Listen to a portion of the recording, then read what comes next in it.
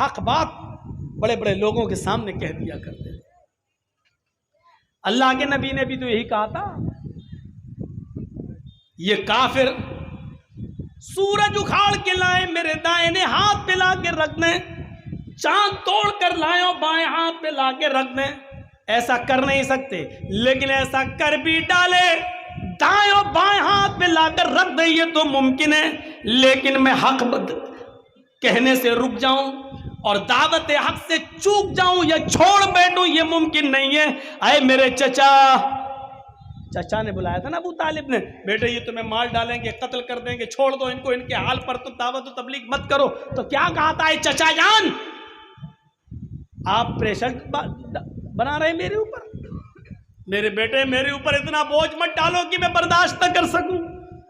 تمہیں کوئی چھیڑے گا مارے گا تو سب سے پہلے تمہارا یہ چچا ابو طالب گرے گا، اس کو تکلیف ہوگی، میرے اوپر اتنا بوجھ مت ڈالو کہ میں برداشت نہ کر سکوں۔ تو کیا کہا، چچا جان اگر آج آپ اپنا ہاتھ میرے سر سے اٹھا رہے تو اٹھا لیجئے، میرے سر پر اللہ کا ہاتھ ہے، اس کی مدد ہے میرے اوپر، میرے ساتھ۔ اے چچا اگر یہ کافرین مکہ سورج لائیں 9 کروڑ 30 لاکھ میل کی بلندی پر، لیکن یہ لے آئیں چاند 2,40,000 میل کی اونچائی پر، یہ لے آئیں دائیں اور بائیں ہاتھ پر لا کر رکھ دیں، یہ تو کرنا ان کے لیے ممکن ہے، لیکن میں باز آ جاؤں یہ ممکن نہیں ہے۔ یعنی الفاظ دیگر سوئی کے سوراخ سے اونٹ داخل نہیں ہو سکتا، لیکن اگر اونٹ داخل ہو جائے یہ تو ممکن ہے، یہ تو ہو سکتا ہے، لیکن میں اللہ کی دعوت چھوڑ دوں اور دین حق سے باز آ جاؤں یہ ممکن نہیں ہے، میں نہیں چھوڑ سکتا، میں ایسا نہیں کر سکتا۔ امام مالک کا تصور دیکھو، امام مالک کیسے کوڑے مارے گئے تھے، ان کو ہاتھ پیر شل پڑ گئے تھے، اتنا مارا کہ دونوں ہاتھ اٹھتے نہیں تھے۔ جرم کیا تھا؟ صرف اتنا کہ اس زمانے کے بادشاہ کو کسی غریب کی بیوی پسند آ گئی تھی اور وہ بڑی خوبصورت تھی۔ اس نے سارے مولویوں کو بلایا اور کہا کہ یہ عورت پر میری نیت خراب ہے، بتاؤ یہ عورت میری کیسے بنے گی؟ کہا یہ تو بہت بری بات ہے بھائی، کسی کی بیوی کو آپ اپنا کیوں بنانا چاہتے ہیں؟ اس نے درہم و دینار کی تھیلیاں پھینکی، مولویوں نے کہا یہ تو بہت آسان ہے، دیکھ رہے ہیں پیسوں میں مسئلے بھی بدلے جاتے ہیں۔ کہا کیا ہے؟ کہا آپ پاور میں ہیں، آپ اس آدمی کی گردن پر تلوار رکھوا دیجئے، بس قتل مت کیجئے، اور تلوار رکھ کر کہیے اپنی بیوی کو طلاق دے ورنہ گردن اڑا دوں گا، اور وہ طلاق دے دے گا، طلاق دے گا، وہ عدت گزارے گی، آپ اس سے شادی کر لیجئے۔ ایسا ہی ہوا، پہلے سیدھے سمجھایا، قریب آدمی نے کہا واہ صاحب میری بیوی کوئی پریشانی نہیں، ہم کیوں طلاق دے دیں؟ پھر زبردستی کی گئی اور مجبور کیا گیا، تلوار کی نوک پر اس سے طلاق لی گئی۔ بیوی کہتی ہے میرے پیارے شوہر میں ہمیشہ سے دل سے آپ کی تھی اور آپ ہی کی رہوں گی، لیکن آپ کی گردن اڑا دی جائے مجھے یہ بھی گوارا نہیں ہے، آپ مجبوری میں مجھے طلاق دے دیجئے، میں عدت گزاروں گی، اور بادشاہ اگر شادی کرنا چاہ رہا ہے تو میں کر لوں گی، لیکن میں دل سے کبھی اس کی نہیں ہوں۔ لیکن آپ اگر قتل کر دیے گئے تو میرا کون رہے گا؟ اس نے نہ چاہتے ہوئے بھی اپنی بیوی کو طلاق دے دی، موت کے ڈر سے تلوار اس کی گردن پر رکھ دی گئی، موت کے ڈر سے اس نے طلاق دے دی کہ اے میری بیوی میں نے تجھے طلاق دی۔ عدت گزارنے کے بعد بادشاہ نے اس سے شادی کر لی، سارے مولوی بکے ہوئے، بادشاہ نے سب کو خرید لیا۔ اس زمانے کا سب سے بڑا بزرگ امام مالک رحمت اللہ علیہ، جب ان کے کانوں میں یہ آواز جاتی ہے کہ بادشاہ نے اس غریب آدمی کی گردن پر تلوار رکھ کر اس سے زبردستی طلاق دلوائی اور مجبوری میں اس نے طلاق دی. تو جمعرات کی رات کو حدیثوں کی تیاری کی اور جمعے کے دن اپنے سر پر کفن کا امامہ باندھ کر جاتے ہیں. جمعے کا خطبہ دیتے ہیں. جس مسجد میں امام مالک رحمت اللہ علیہ جمعے کا خطبہ دیتے تھے اسی مسجد کے اندر بادشاہ بھی نماز پڑھنے آتا تھا. بادشاہ کے 50 باڈی گارڈ ننگی تلوار لے کر مسجد میں حاضر ہوتے تھے کہ ہمارے بادشاہ کے اوپر کوئی غلط نظر نہ ڈالے یا اس کو خطرہ نہ ہو. وہ ننگی تلواریں چمک رہی تھی. بادشاہ مسجد میں آیا ہوا تھا. امام مالک نے کفن کا امامہ باندھا تھا اور سر پر لپیٹ کر آئے تھے. چھڑی لیتے ہیں اور جمعے کا خطبہ دینا شروع کر دیتے ہیں اور اس خطبے میں کہتے ہیں میں نے سنا ہے کہ اس ملک کے بادشاہ نے ایک غریب آدمی کی گردن پر بندوق رکھ کر تلوار رکھ کر اس سے طلاق دلوائی ہے اور سارے مولویوں نے فتویٰ دے دیا کہ طلاق چاہے زبردستی دلوائی جائے چاہے جیسے طلاق ہو جاتی ہے. سنا ہے کہ اس عورت نے مجبوری میں طلاق لے لی اور اس آدمی نے مجبوری میں طلاق دی. اللہ کرے یہ بات جھوٹ ہو. اگر یہ سچ ہے تو سن لو. جناب محمد رسول اللہ صلی اللہ علیہ وسلم نے فرمایا ہے ان الطلاق المکرہ لیس بشیء. زبردستی دلوائی ہوئی طلاق طلاق نہیں ہوتی ہے. ان الطلاق المکرہ لیس بشیء. زبردستی دلوائی ہوئی طلاق طلاق نہیں ہوتی ہے.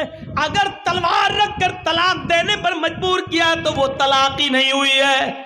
اور بادشاہ نے اس عورت سے اگر نکاح کیا ہے تو بادشاہ حرام کاری کر رہا ہے, اس عورت کے ساتھ زنا کر رہا ہے. خطبہ دے کر ختم کرتے. امام مالک کو معلوم تھا کہ میرا انجام کیا ہوگا. انہوں نے نماز پڑھائی. میں نے کہا نا ہر کسی کا دل اتنا مضبوط نہیں ہوتا ہے کہ وہ ڈنکے کی چوٹ پر حق بات کہہ دے اور بادشاہ کے سامنے کہہ دے, یہ تو ممکن ہی ہے. لیکن امام مالک کو معلوم تھا. اپنے گھر پہ کہہ کے بھی آئے تھے کہ بیوی میرا انتظار مت کرنا, کہہ کے بھی آئے تھے. امام مالک رحمت اللہ علیہ نے جب یہ فتویٰ دے دیا آئے اور نماز پڑھایا. نماز پڑھانے کے بعد جیسے ہی مسجد سے باہر نکلتے ہیں لوگوں کو معلوم ہے, اس مسجد کے مصلیوں کو معلوم ہے, اس مسجد کے نماز پڑھنے والوں کو معلوم ہے کہ امام مالک اب نہیں بچیں گے. مسجد سے باہر نکلتے ہی امام مالک کو ان 500 باڈی گارڈوں نے گرفتار کر لیا اور پہلے ان کو بادشاہ کے دربار میں لایا گیا. بادشاہ نے پہلے پیار سے سمجھایا. امام مالک کہتے ہیں آپ کا پیار سراہوں پر, لیکن حدیث اپنی جگہ پر ان الطلاق المکرہ لیس بشیء. زبردستی دلوائی ہوئی طلاق طلاق نہیں ہوتی ہے. پھر ان کے سامنے درہم و دینار کی تھیلیاں پھینکی جاتی ہیں کہ یہ لے لو, مسئلہ بدل دو. امام مالک رحمت اللہ علیہ کا جواب یہ تھا, درہم و دینار کو دیکھا تو بادشاہ کے سامنے انہوں نے اپنا پیر پھیلا لیا. بادشاہ نے کہا کہ آپ کا جواب چاہیے. امام مالک کہتے ہیں کہ میرا پھیلا ہوا پیر آپ کو جواب دے رہا ہے. کہا میں سمجھا نہیں. امام مالک رحمت اللہ علیہ جواب دیتے ہیں کہ بادشاہ کے سامنے پیر پھیلانے والا بادشاہ کے سامنے کبھی ہاتھ نہیں پھیلاتا.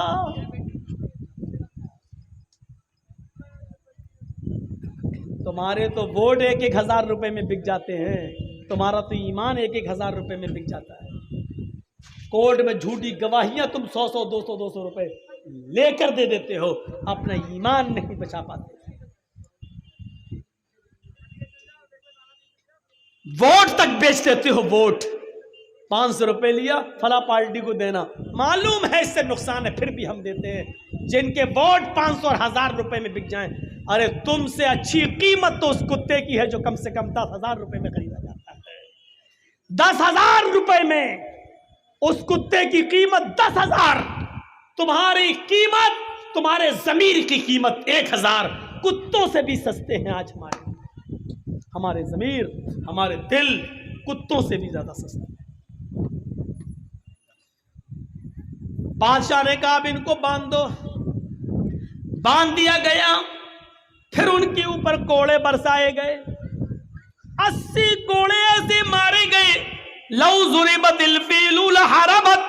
अगर वो 80 कोड़े किसी हाथी को मारे जाते तो हाथी भी भाग जाता, हाथी भी बर्दाश्त नहीं कर पाता। ऐसे कोड़े मारे गए इमाम मालिक रहमतुल्लाह अलैह की बॉडी पर, और दोनों हाथ उठते नहीं थे। चीख कर कहने लगे बादशाह, मार खाने से मैं बच नहीं रहा हूं, न भाग रहा हूं, अजान की आवाज आ रही है, नमाज पढ़ लेने दे। ठीक है। एक आदमी ने उनको वुजू बनवाया, नमाज पढ़ने के लिए खड़े होते हैं उसी बादशाह के दरबार में, लेकिन हाथ उठने के लायक नहीं है। इतना मारा गया हाथ में कि दोनों हाथ जमीन पर लटके हुए, उड़ नहीं रहे, शल पड़ गए। ऐसे ही बोलते हैं अल्लाहु अकबर, हाथ लटके हुए हैं क्योंकि उठ ही नहीं रहे हैं। आपने देखा होगा, कभी हज करने गए होंगे मक्के में या मदीने में, बहुत से लोग हाथ छोड़ के नमाज पढ़ते हैं, दोनों हाथ नीचे करके। क्यों? इमाम मालिक के मानने वाले हैं। वो कहते हैं कि हमारे इमाम ने नहीं बांधे थे इसलिए हम भी नहीं बांधेंगे। ये नहीं देखते हैं कि इमाम मालिक ने मजबूरी में नहीं बांधे, उनको बादशाह ने मारा था, कोड़े मारे थे, इसलिए उनके हाथ उठते ही नहीं थे। अब जब उठ ही नहीं रहा तो आदमी नमाज कैसे पढ़ेगा? कैसे? वो मजबूरी में बांधे थे इमाम मालिक को, इमाम मालिक ने मजबूरी में छोड़े, तुम जानबूझ के छोड़ रहे हो। उसके बाद में फिर उन पर कोड़े बरसाए गए। जब देखा गया कि कोड़े खाने के बाद भी ये नहीं मानते, तो कहा इनको मारना तो बेकार है, इनकी जान न ली जाए। इनके पैरों में बेड़ियां डाल दी गई। मंजर देखना, हक बात बोलने का रिजल्ट देखो। उनके पैरों में बेड़ियां डाल दी गई, हाथों में हथकड़ियां डाल दी गई, और एक घोड़े के ऊपर ऐसे उनको डाल दिया गया, पेट के बल उनको डाल दिया गया, पैर इस तरफ और मुंह इस तरफ, ऐसे पेट के बल ऐसे, पैरों में पैरों में बेड़ियां हैं, हाथों में हथकड़ियां हैं, और ऐसे उनको घोड़े पे डाल दिया गया है। और बादशाह ने कहा पूरे मदीने के अंदर इनको घुमाओ और ऐलान कर दो कि जिसने भी बादशाह के खिलाफ अगर फतवा दिया और बादशाह के खिलाफ जबान खोली, उसका यही हाल होगा जो मैंने इमाम मालिक का किया है, यही उसके साथ किया जाएगा, बल्कि इससे भी बड़ी सजा दी जाएगी। एक आदमी बादशाह का